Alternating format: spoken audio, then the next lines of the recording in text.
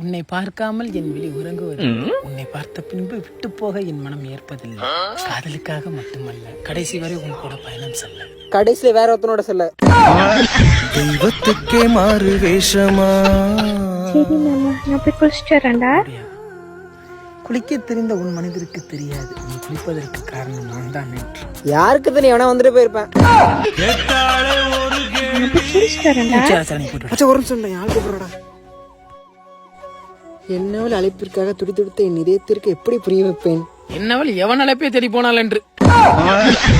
பாப்பா, காலத்திற்கும் குரலை கேட்டு நான் மயங்க வேண்டும். அதற்கு அவள் கலாரி ராயத்தில் பாட வேண்டும்.